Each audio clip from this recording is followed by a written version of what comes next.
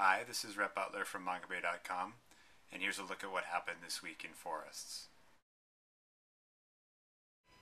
The Netherlands is committed to using only palm oil certified under the Roundtable on Sustainable Palm Oil, or RSPO, by 2015, providing a boost for the certification standard which aims to improve the social and environmental performance of the world's most productive oil crop. The pledge makes the Netherlands the first country to commit itself to using only sustainable palm oil. The Netherlands is Europe's largest trader of palm oil, importing and exporting nearly 2.5 million metric tons in 2007. A new report from the Rainforest Action Network and the Japan Tropical Forest Action Network claims that emissions from Asia Pulp Paper are 500 times higher than estimated by the paper products company. The report says Asia Pulp Paper fails to account for conversion of peatlands and forests in its calculations. Factoring in this land use, the Rainforest Action Network estimates each ton of Asia Pulp Paper's product generates 16 to 21 tons of CO2 emissions. By comparison, Asia Pulp Paper estimates emissions at 0.03 tons of CO2 per ton of paper. Asia Pulp Paper reacted strongly to the report, calling it a gross exaggeration. Environmental Resources Management, the company that conducted the carbon footprint analysis for Asia Pulp Paper, expressed concern over how the paper company has represented the results. Nobel Prize winner Wangari Maathai blasted the use of her name by a front group linked to Sinar Mas, a conglomerate that controls logging, wood pulp, and palm oil companies. The group, World Growth International, was criticized last week by 12 prominent scientists for distorting and misrepresenting facts around deforestation.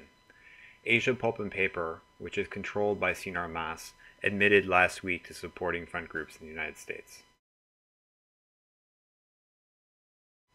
Notorious wildlife trafficker Anson Wong was sentenced to 5 years in prison in Malaysia after he was caught attempting to smuggle 95 boa constrictors to Indonesia.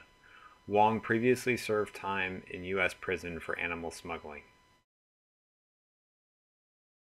Better protection of cultural heritage sites could generate $100 billion per year in poor countries, according to a new report published by the Global Heritage Fund. The report assesses 500 major archaeological and heritage sites in developing countries and finds that nearly 40% are at risk due to development pressures, unsustainable tourism, insufficient management, looting, and/or war and conflict. To better protect heritage sites, the group has launched an early warning and threats monitoring system known as the Global Heritage Network that uses satellite imaging technology and ground reporting to enable observers to identify and solve imminent threats within the legal core and protected areas of each site. California voters rejected Proposition 23, which would have repealed the state's climate change legislation. The proposition, which was largely backed by oil companies, lost by more than 20 percentage points. California's climate legislation includes provisions for protecting tropical forests.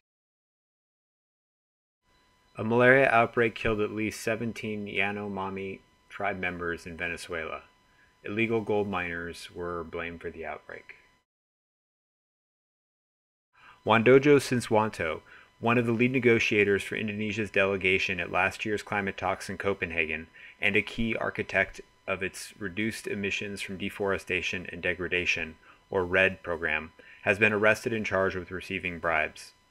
Wandojo was questioned this week by investigators from Indonesia's Corruption Eradication Commission. He is accused of receiving a bribe of around $10,000 to win favorable treatment for a telecommunications company in the Ministry of Forests budget. Wandojo, who maintains his innocence, said he was taking orders from his superiors. And that's a review of what happened this week in forests. If you're interested in learning more, please check out MangaBay.com. Thank you for watching.